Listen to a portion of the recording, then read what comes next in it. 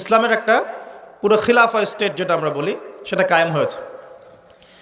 এর মধ্যে খবর এলো একজন ইহুদি মায়ের একটা সন্তান আছে, একজন ইহুদি মায়ের একটা সন্তান হয়েছে। এই সন্তানটার সাথে দাজ্জালের যে আলামত এগুলো মিলে যাচ্ছে, ঠিক আছে। এই সন্তানের নাম হচ্ছে ইবনে সাইয়্যেদ। কি নাম? ইবনে সাইয়্যেদ। তো নবী সাল্লাল্লাহু আলাইহি ওয়াসাল্লাম ওমর রাদিয়াল্লাহু আনহু এবং অন্যান্য সাহাবীদের কিনে ইনভেস্টিগেট করতে গেলেন। ইনভেস্টিগেট করতে গিয়ে তাকে ডাকলেন, ইবনে সাইয়্যেদকে ডেকে বললেন, তার চুলগুলো কোঁকড়ানো ছিল ঠিক দাজ্জালের চুলের মতোই।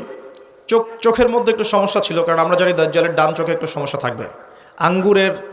আঙ্গুর কালার দেখেছেন? আঙ্গুর, চোখটা অনেকটা আঙ্গুরের মতো হবে, ফোলা। ইবনে সাইয়্যেদের কাঠামোটা মিলে যাচ্ছিল।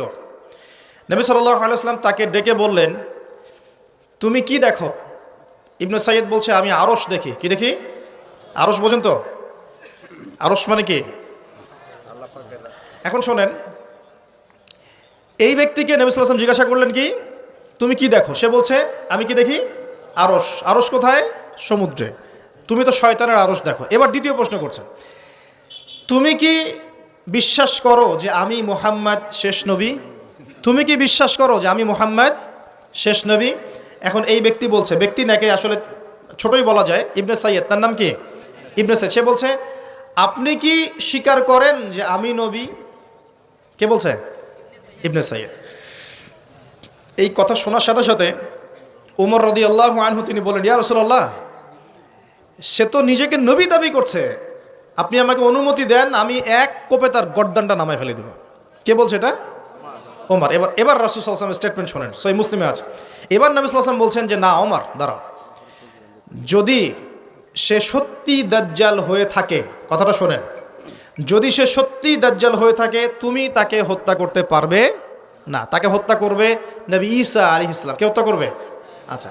আর যদি সে দাজ্জাল না হয়ে থাকে, তাহলে নিরপরাধ মানুষকে হত্যা করার মধ্যে কোনো ফায়দা নাই।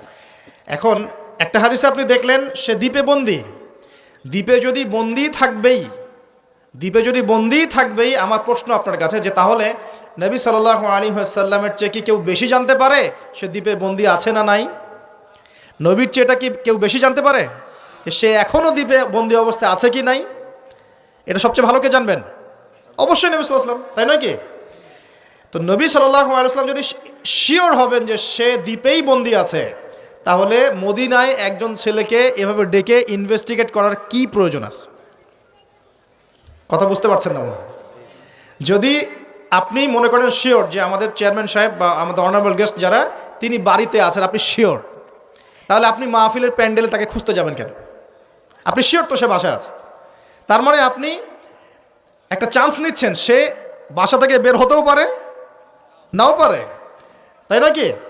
তার মানে আমরা একটা চান্স পাচ্ছি এখানে, দাজ্জাল নবী সাল্লাল্লাহু আলাইহি ওয়াসাল্লামের যুগেও রিলিজ হতেও পারে, নাও পারে।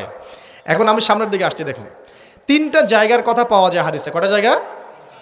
তিনটা আমি পেয়েছি, এর চেয়েও বেশি যদি আরও কেউ গবেষণা করেন তাহলে পেতে পারেন, আমার জ্ঞানী সব কিছু নয়। আমি তিনটা জায়গার কথা পেয়েছি, নবী সাল্লাল্লাহু আলাইহি ওয়াসাল্লাম বলেছেন এই তিনটা জায়গা থেকে দাজ্জাল বের হবে, ঠিক আছে। একটা হচ্ছে খোরাসান। কি নাম? খোরাসান। খোরাসান মূলত ওই যে খাইবার পাখতুন থেকে শুরু করে আফগানিস্তান, ইরান, এই পুরো কন্টিনেন্টটাকেই আসলে খোরাসান বলা হয়। 2 নম্বর হচ্ছে ইস্পাহান। কি নাম? এই জায়গাটা কোথায়? এটা ইরানের মধ্যে। কোথায়? ইরানের মধ্যে। এবং হাদিস এসেছে এই ইস্পাহানের প্রায় 70,000 ইহুদি। কত হাজার?